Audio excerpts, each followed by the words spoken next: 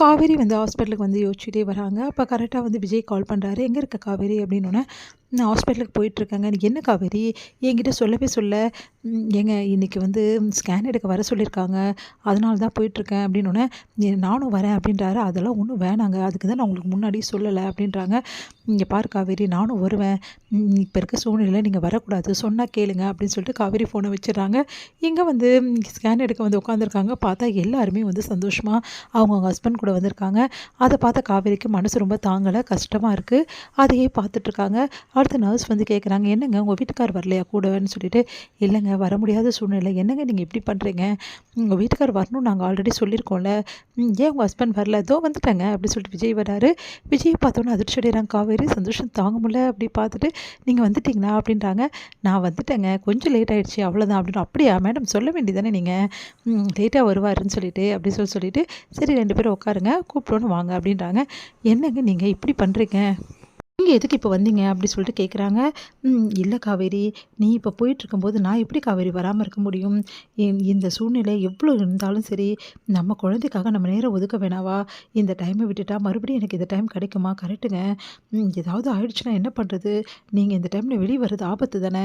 எந்த ஆபத்தாக இருந்தாலும் உனக்காகவும் குழந்தைக்காகவும் எதிர்க்க நான் தயாராக இருக்கேன் காவேரி." அப்படின்றாரு. சந்தோஷம் தாங்க முடியல. விஜய் அப்படி சொல்லிட்டு கையை பிடிக்கிறாங்க. "சார் மேடம் உங்களை கூப்பிட்றாங்க வாங்க." அப்படின்னோடனே, சரி முதல்ல சார் நீங்கள் இங்கே இருங்க, நாங்கள் ரெடி பண்ணிட்டு கூப்பிட்றோன்னு சொல்லிட்டு நீங்கள் வாங்கன்னு சொல்லிட்டு நம்ம காவேரியை கூட்டிகிட்டு போகிறாங்க. உள்ளே போய் அழகாக ரெடி பண்ணுறாங்க. காவேரிக்கு எல்லாமே வந்து பக்காவா.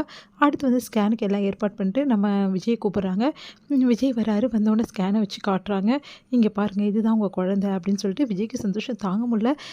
"டாக்டர் இதுவா?" அப்படின்னு. "ஆமாம், இங்கே பார்த்தீங்கல்ல, இந்த மாதிரி கேஷ்யூ நட்ஸ் சைஸில் இருக்குல்ல, இதுதான் உங்கள் குழந்தை." அப்படின்றாங்க. சந்தோஷம் தாங்க முடியல விஜய்க்கு. அப்படி சந்தோஷப்படுறாரு. காவேரிக்கு கிஸ் பண்ணுறாரு.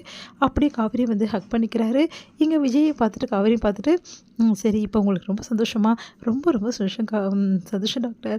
எங்களுக்கு அவ்வளோ சந்தோஷமாக இருக்குது." அப்படின்னு சொல்லிட்டு சொல்கிறாங்க. "குழந்தை நல்லா இருக்குல்ல டாக்டர்?" "ரொம்ப நல்லா இருக்குது, ஆக்டிவாக இருக்குது, எந்த பிரச்சனையும் கிடையாது. உங்கள் ஒய்ஃபு நல்ல ஆரோக்கியமாக இருக்காங்க. சீக்கிரமாகவே நல்லபடி குழந்தைய பெற்றெடுப்பாங்க, கவலைப்படாதீங்க." அப்படின்னு சொல்கிறாங்க. சந்தோஷப்படுறாரு நம்ம விஜய். அடுத்து வந்து விஜய்க்கு நிறைய இன்ஸ்ட்ரக்ஷன்லாம் கொடுக்குறாங்க. காவேரி எப்படி பார்த்துக்கணும், அவங்களுக்கு என்னென்ன ஃபுட்டு கொடுக்கணும் அப்படின்னு சொல்லிட்டு எல்லாமே சொல்கிறாங்க. அதெல்லாம் ஒன்று ஒன்றா வந்து மைனூட்டாக கேட்குறாரு விஜய். இங்கே வந்து என்ன பண்ணுறாங்க, குமரனும் கங்காவும் வந்து ஹாஸ்பிட்டலுக்கு வராங்க. அங்கே வந்து குமரன் கிட்ட கங்காவை பற்றி சொல்கிறாங்க. இவங்க ரொம்ப கவலையில் இருக்காங்க. இந்த மாதிரி இருந்தால் குழந்தைக்கு ரொம்ப கஷ்டமாயிடும் அப்படி சொல்லிட்டு சொல்கிறாங்க. அதை கேட்டு வந்து மனசு வருத்தப்படுறாரு குமரன். "என்ன சொல்கிறீங்க டாக்டர்? அப்படின்னு பார்த்தீங்கல்ல, எவ்வளோ ஸ்ட்ரெஸ்ஸாக இருக்காங்க. நீ இவ்வளோ ஸ்ட்ரெஸ்ஸாக இருக்கக்கூடாதுமா." "இல்லை டாக்டர், வீட்டில் ஒரு பிரச்சனை, அதனால் அவங்க அப்படி இருக்காங்க. இந்த மாதிரி பிரச்சனையெல்லாம் மனசில் வச்சுக்கூடாது. எனக்கு நல்லா தெரியும் கங்கா, நீ காவேரி பற்றின யோசிச்சுட்டு இருக்க." "ஆமாங்க, எனக்கு ஒரு நல்லது நடந்திருக்கு. அவளுக்கும் நடந்தால் எவ்வளோ சந்தோஷமாக இருக்கும். அவளும் கர்ப்பமாக இருந்தால் எவ்வளோ நல்லா இருக்கும்ல." அப்படின்றாங்க. சரி கங்கா, கூடி சீக்கிரம் எல்லாம் நடக்கும். ஏன் கவலைப்படுற?" அப்படின்னு. "இல்லைங்க, அவள் வாழ்க்கை இப்படி ஆனது எனக்கு ரொம்ப கஷ்டமாக இருக்குங்க. அவள் ஒவ்வொரு நொடியும் ஏதோ யோசிச்சுட்டு இருக்கா. ஆனால் யாருக்கிட்டையும் சொல்ல மாட்டேங்கிறா மனசு திறந்து. அவள் நல்லா இருக்கணுங்க. இதையே பற்றி யோசிச்சிருந்தா உன் உடம்பு கெட்டு போகும். சொன்னாங்கல்ல டாக்டர், நீ எதை பற்றியும் யோசிக்காத." அப்படின்னு சொல்கிறாரு. இங்கே வந்து அவங்களுக்கு ஸ்கேன் எடுக்கிறாங்க. "பார்த்தீங்களா, இதான் உங்கள் குழந்தை." அப்படின்னு சொல்லிட்டு காட்டுறாங்க. 2 பேரும் சந்தோஷப்படுறாங்க. இந்த விஷயத்த காவேரி பார்த்தா கூட ரொம்ப சந்தோஷப்படுவா. "உனக்கு எப்போவுமே காவேரி நினப்பு தானே கங்கா?" "ஆமாங்க, அவளை பற்றி தான் மனசு யோசிச்சுட்டே இருக்குது." அப்படின்னு சொல்கிறாங்க. வந்து கங்காவை பற்றி யோசிச்சுட்டு இருக்காங்க. காவேரி, "என்ன காவேரி, என்ன யோசிக்கிற?" அப்படின்னோடனே, இல்லைங்க, அக்காவுக்கும் இன்றைக்கி தான் வந்து ஸ்கேன் எடுக்க கூட்டின்னு போயிருக்காரு மாமா." "அப்படியா? ரெட்டிப்பு சந்தோஷம் தான். அவங்களே அவங்க குழந்தைய பார்ப்பாங்க. இங்கே நம்ம குழந்தைய நம்ம பார்க்குறோம்." அப்படின்னு சொல்லிட்டு சந்தோஷப்படுறாரு நம்ம விஜய். அடுத்து வந்து, "சரிங்க, போலீஸ் வர மாதிரி இருக்கா." அப்படின்னு சொல்லிட்டு 2 பேரும் போய் மறைஞ்சிக்கிறாங்க. "நான் வர வேணாம் சொன்னேன் கேட்டிங்களா?" "அதெல்லாம் ஒன்றும் இல்லை காவேரி, தப்பிக்கலாம் விடு." அப்படின்னு